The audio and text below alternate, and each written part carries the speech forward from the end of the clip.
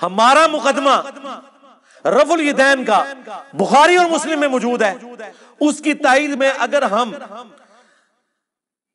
जुज रफुल यदैन से यह रवायत लेकर आए, जो रवायत हमारे नजदीक सही है, अगर किसी की जिरह तो उसका जाती अपना कि अब्दुल्ला बिन उमर उनको कंकरियां मारते थे जो रफुल यदैन सुस्ती की वजह से छोड़ता था। कोई कहता है जी ठीक है, कई मुहद्दिसीन ने इस रवायत को सही कहा, लेकिन मेरे नजदीक सही नहीं है, मैं इसलिए ताईद में पेश करूंगा। मेरे नजदीक एक तो वो सही भी है, दूसरा मेरा असली मुकदमा तो बुखारी मुस्लिम में है रफुल यदैन के साथ। सल्लू कमा राअयतुमूनी उसल्ली, कहते हैं जी बताओ रफुल यदैन का हुक्म कहां है? बुखारी मुस्लिम दोनों में रफुल यदैन का हुक्म मौजूद है, बुखारी मुस्लिम दोनों में हदीस है।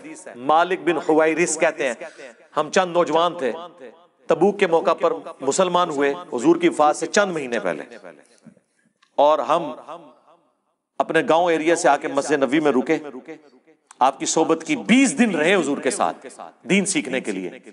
कहते हैं फिर हमें घर की याद सताना शुरू हो गई। एक अच्छा टीचर वही होता है जो फेस रीडिंग कर ले। आप तो कहते हैं ना हुजूर आपके जमाने में होता तो आपके साथ ही रहता, जो उस जमाने में थे उन्होंने अपने काम भी तो करने थे ना, ये दुनिया में निजाम चल नहीं सकता।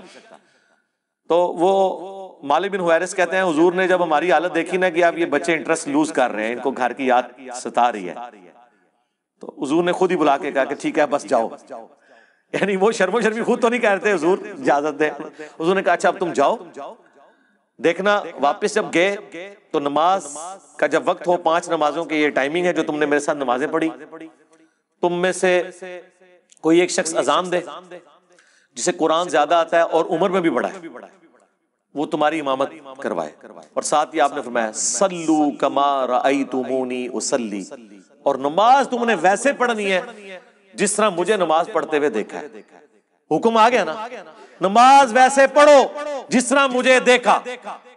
अब इसके बाद हुजूर को कहने की जरूरत नहीं है कि मैं नमाज जब शुरू करता हूं तो देखो मैं अल्लाह अकबर कहता हूं तुम भी अल्लाह अकबर कहो, मैं सना पढ़ता हूं तुम भी सना पढ़ो, ये तो कहने की जरूरत नहीं है। बुखारी मुस्लिम दोनों में हदीस है अल्लाह ने मुझे जवामे कलिमात के साथ मबूस किया के बाद मुख्तसर करता हूं और मफहूम गहरा।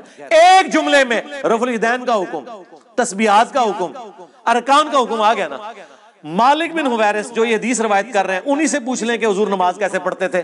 वो ताबईन को नमाज सिखा रहे हैं और कह रहे हैं कि इस वक्त नमाज पढ़ने का मेरा इरादा नहीं था, मैं सिर्फ इसलिए नमाज पढ़ रहा हूं ताकि तुम्हें बताऊं कि नबी अलैहि सलाम नमाज कैसे पढ़ते हैं।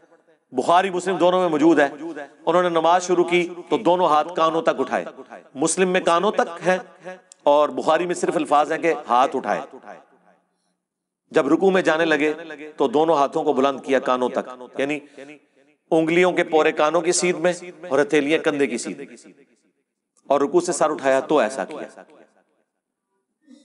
और बुखारी में यहां तक है कि मालिक बिन हुवैरिस हर ताक रकत में जब तक बैठ ना जाए दूसरी रकत के लिए खड़े नहीं होते थे, यानी पहली और तीसरी रकत में बैठ के उठते थे, यानी जलसा इस्तराहत। नबी साहब से उन्होंने देखा।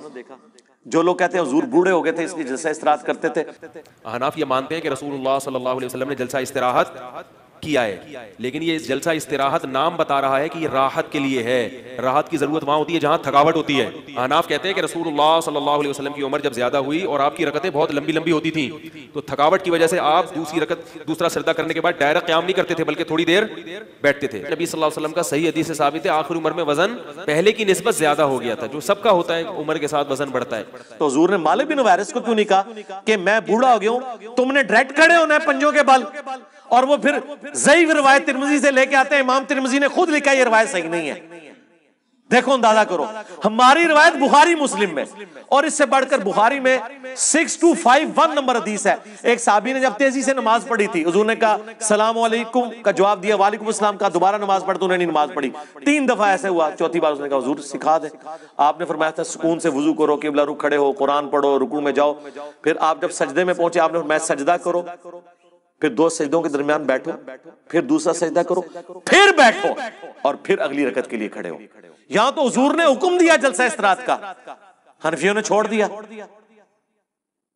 तो हम तो असली रवायतें बुखारी मुस्लिम में जिस पे सारों का इत्तेफाक है, जिसे कोई ज़ईफ नहीं कहता, उसकी ताईद में वो रवायतें लेके आते हैं जिनमें इख्तलाफ है। आप तो स्टार्ट ही वहीं से करते हैं कि जिसमें अक्सरियत ज़ईफ। 24 मुहद्दिसीन ने इब्ने मसूद की हदीस को ज़ईफ कहा है।